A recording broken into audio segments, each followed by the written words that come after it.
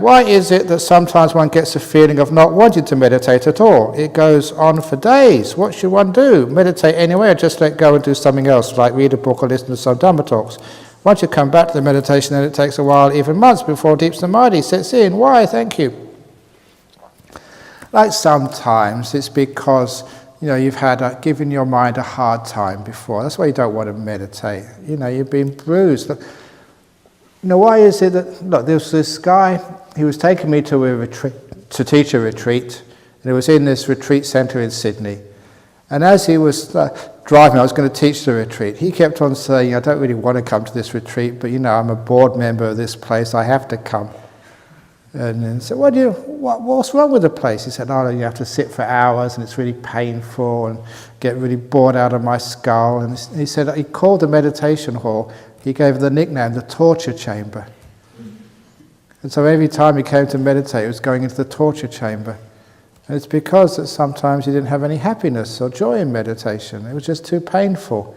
Some of these meditations where you have to sit down and everybody has to come, and at 45 minutes, 50 minutes, they bing the gong and everyone has to walk, and then ding the gong, and then you sort of have to go and walk again.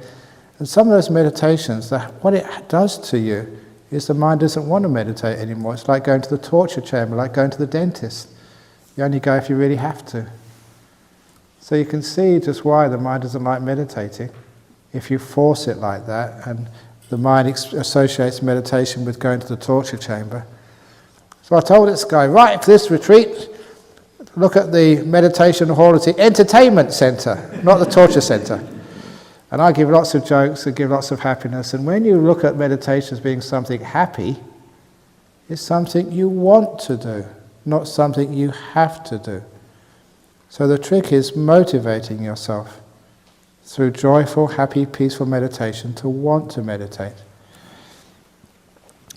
Now again, I know this from personal experience, because early on, when I was still a lay person, first couple of years, I'd meditate every morning almost without fail. But like as a lay person, you start to get busy, you miss a couple of morning meditations, and then after a while I wasn't meditating much at all. And then I remember having a cup of coffee somewhere, and I think I was visiting India or something, I'm not quite sure, and there was this German guy, and we were just chatting in a coffee shop. And he was, I said, I used to meditate. And he said, why didn't you carry on meditating? I don't know, I'm not really getting anywhere, it's a bit boring.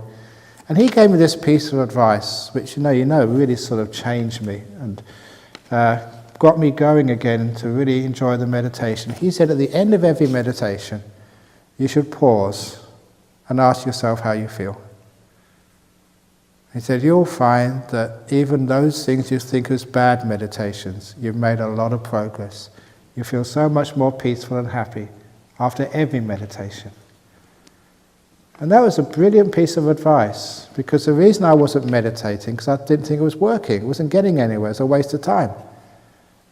The reason was because I meditated, and then as soon as I finished, I'd get up and do something else. I wouldn't pause to see what had happened. And so now, those of you who listen to me at Nolamama, I always do that. At the end of every guided meditation, I say, soon we're going to come out of meditation. Now, how do you feel? What effect has that meditation had on your mind and your body as well? How much peace, how much sense of freedom and happiness do you have? And I do that because I know after every meditation, even those meditations you think haven't worked so well, still you're more peaceful, you feel more free, you feel more sort of sense of contentment than when you started. It has worked.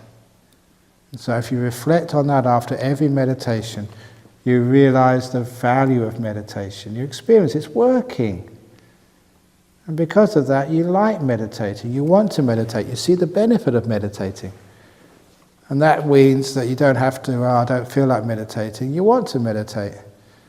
As the Buddha said, as soon as you want to meditate, it's like, you go to take the dog for a walk.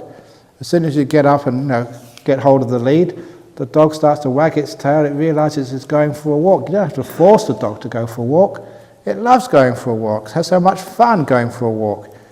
And that's what one mind is like. As soon as you start meditating, hey, he's taking me for meditation today. Woo, yes. So you really like doing it.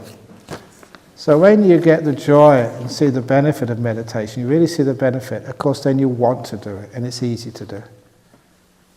If you don't see the benefit, you don't see the joy, of course, you just let it go, and it will just disappear.